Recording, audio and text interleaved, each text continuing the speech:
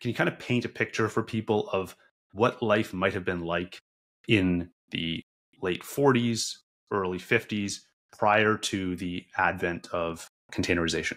Sure, I can highlight a couple of things. One is that international trade mostly involved commodities. Manufactured goods were the minority of traded goods. A second thing is that international trade was very much a North Atlantic phenomenon and then involved Europe and its colonies.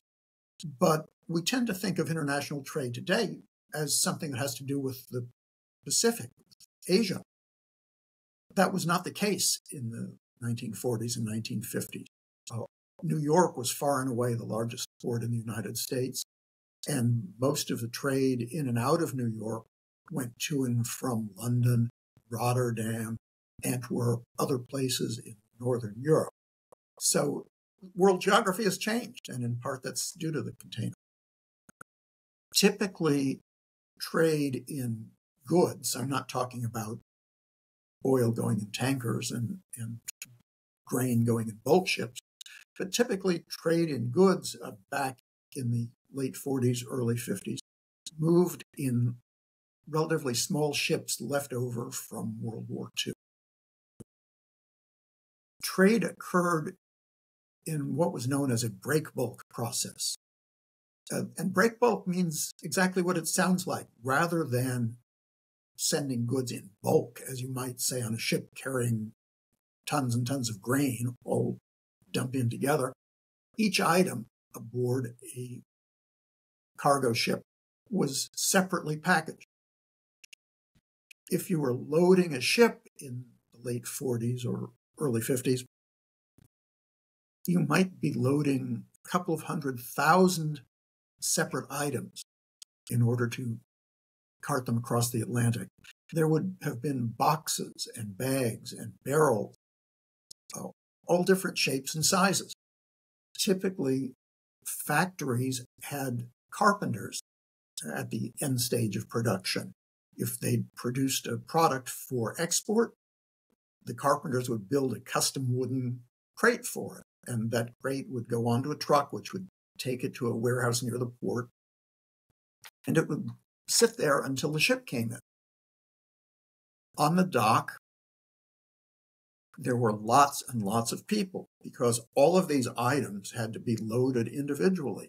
If you can imagine loading 200,000 separate items aboard a vessel, that took a lot of time. Typically, the dock workers would collect some of these items, take them from the warehouse, put them on the dock, put them on either in a net or on a board called a pallet board, and there would be a winch, a small crane that would lift up this net or this pallet board and put it down into the hold of the ship. And there, each of these items would then be removed and stowed away somewhere in the interior of the ship. Repeat process, thousands of times, and you'd get the ship loaded. So there were lots and lots of dock workers around. Typically,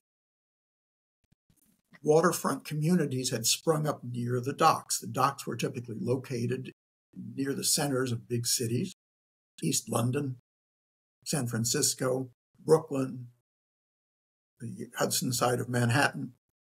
And there were typically communities of dock workers nearby. The dock workers would show up hoping to get hired every day. And the work was very irregular. One day there would be a ship in port. There'd be a lot of cargo to take off, a lot of cargo to put on. There was a lot of need for dock workers. Everybody could get hired. The next day, that ship was gone. There was no new ship in port, and the dock workers would show up looking for work and wouldn't find it.